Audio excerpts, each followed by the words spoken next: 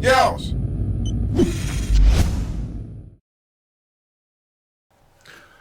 What it do, what it do, what it do. What's going on, everybody? Big country, yeah! Bringing you some gameplay domination on Arcaden. However, this is not my gameplay. This is a gameplay that I had on my hard drive from my buddy Flatbiscuit. I recorded a few games for him a while back. And I'm out of gameplay on my hard drive. Most of you know my PVR is conked out. I sent it out this morning. I was not aware that I had a 2-year warranty. I thought it was only a 1-year warranty, and I've had mine for a year and a half. And as I was talking to the technician on from Hog on the phone yesterday, he's informed me that it indeed had a 2-year warranty. So there, for you people out there wondering about your Hog, because I was getting ready to go out and spend $200 for another one. I didn't want to, and now I don't have to. So I just sent it out this morning. I should have it. They should have it there by Friday in New York. And I didn't even know there was a town called Hog, New York, which hence the name Hog HD PVR. So that's where the name came from, Hog, New York, which is where they're at. So anyway, I should have it a 5 to 7 day turnaround. So I should have mine back maybe within 2 weeks, and I can get some gameplay back up for you, get some recordings up for you. What's going on here? Anyway, like I said, this is a buddy of mine, Flatbiscuit, his game, and I'm not really going to talk about it. He has a pretty good game, but I do want to thank him for letting me use this. I'll put his link in the description if you want to go check him out. But what I want to talk about really is, me and the wife was talking here yesterday. We was watching the news, and you hear about all the meth labs, and here in West Virginia, in the mountains and the hollers, and the country red folks, the country hillbillies and shit, bunch of meth labs and what they call them, clandestine meth labs, portable meth labs, even in your cars, on Target parking lots and shit, being busted. And right behind them, a couple of those stories, we was hearing about some people breaking into some old lady's house, beating her, raping her, robbing her, and killing her. And I was like, what is the difference between our heritages, between black and white? I mean, outside of the norm, the skin color, is because you don't hear in the black community of people doing stupid shit like that. I do know, because my wife is black, and we've been together over 10 years, and been around her family, for 10 years. And I don't care if you're the toughest little G on the corner, when you have an elderly woman on the block, and she's yelling at you, you straight up with your head bowed down saying, yes ma'am, no ma'am, yes ma'am, or no sir, yes sir, whatever. You respect your elders. You don't hear about stuff like that in the black community.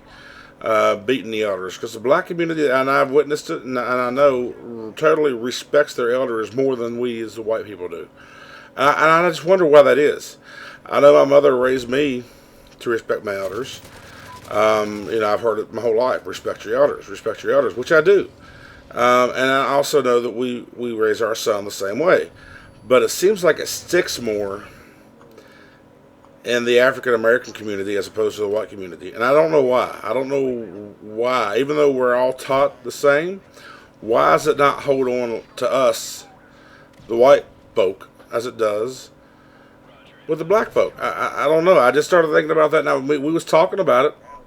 And, it's like there's a common rule. I had curfew growing up. Be in the house by a certain time. You know what my boy's curfew is? Be in the house before the streetlights come on. and that's just, I don't know. It's two different worlds. Obviously, but I just don't understand where the respect and the lack of disrespect come from.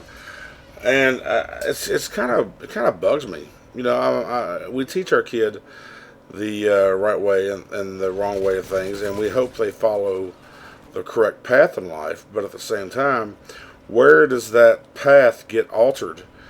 I know a lot of it probably has to do with adolescence and the teen years and peer pressure.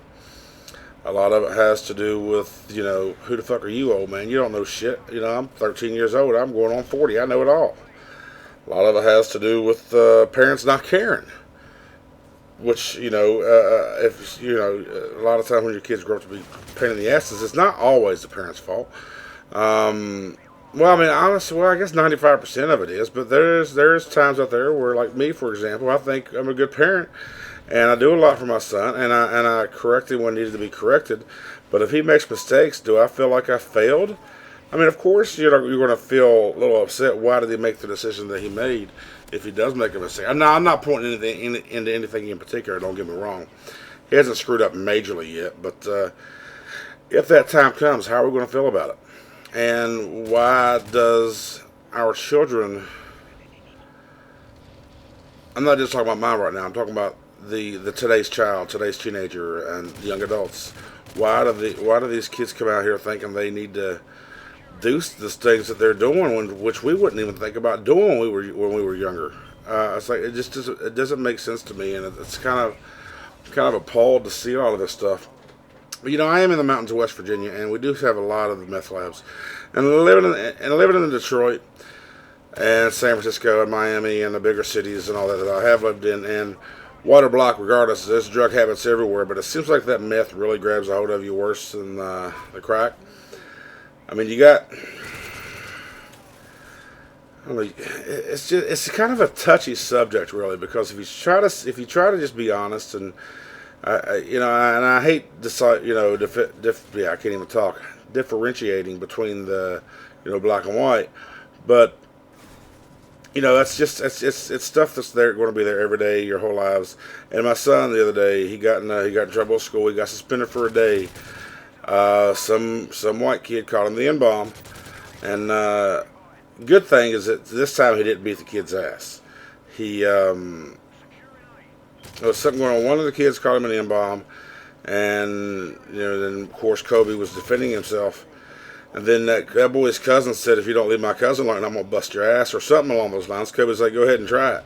So he came at Kobe, and Kobe just pushed him, and then that kid wound up falling on a desk and breaking the desk. So Kobe gets suspended for a day for destruction of school property, and the other boy didn't get nothing out of it. Because like I told him, it's always a second person to get in trouble. It's never the one starting or initiating. It's even in football, sports. I've told him that a lot.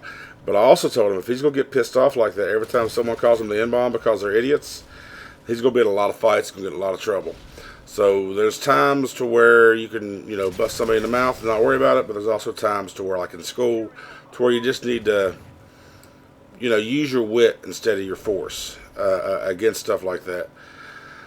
And I think he gets it. I know it's tough with kids these days, and especially, I do know young black kids in some areas. There's parts of the state that I live in now that, racism is going to be there, and it's always going to be there, and it's just something to trying to teach him to cope with. I've always been a big guy. Granted, it's not a race thing, but, being called fat or whatever when you're growing up, you just don't know how to react to it. And sometimes it embarrasses you. And when you get embarrassed, you tend to get angry. And then when you get angry, you just tend to lose control.